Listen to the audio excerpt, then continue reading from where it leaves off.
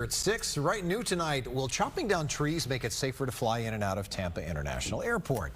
Well, airport officials are giving it some thought. The problem's not the trees themselves, but what lives in the trees, causing some concern.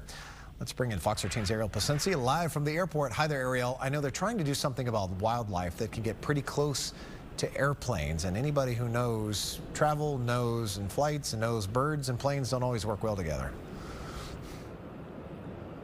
Yeah, you hit the nail on the head there, Mark. So officials here at the airport had a preliminary discussion about possibly removing some of the trees and vegetation that's close to the runway.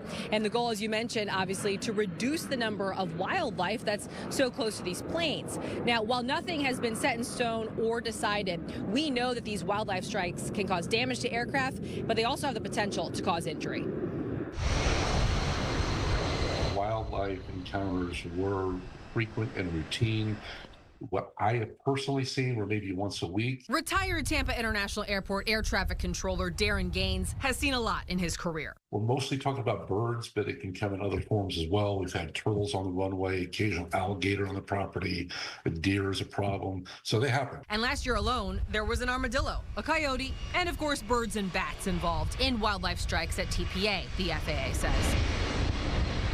Tampa International Airport has seen well over 100 wildlife strikes each year recently. And I'm told last year's total of 141 is likely higher. I've had bird strikes on multiple occasions. And even though those didn't happen at TPA, retired Air Force pilot and current USF educator Jim Cardoso says wildlife strikes can cause damage to a plane, potentially putting passengers at risk. Depending on the size of the bird, it can be from a, oh, that was inconvenient to, okay, we need to check and, see what our status of our aircraft is. So this week, TPA officials discussed removing roughly 155 acres of trees and forested area near the airport's runway at the Hillsborough County Aviation Authority's board meeting. If you can segregate the activity and the habitat of the wildlife, which would be the trees, relocate that somewhere else, I certainly think that will help.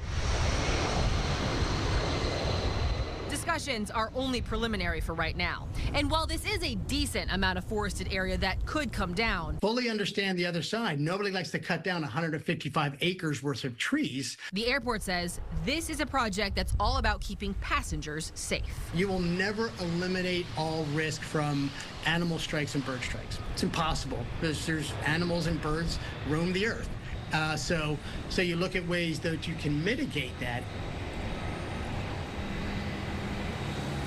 And data shows that these wildlife strikes can happen during takeoff, landing. Past instances have involved several different airlines. In fact, we already covered one earlier this year in January involving a flight that was taking off for Philadelphia. Thankfully, nobody was hurt. But we'll stay on top of this tree discussion. And Mark, we know the board is expected to take it up again in June. Sounds like it. I'd say it's probably a priority. Look forward to it. Ariel Placencia live for us tonight. Ariel, thank you.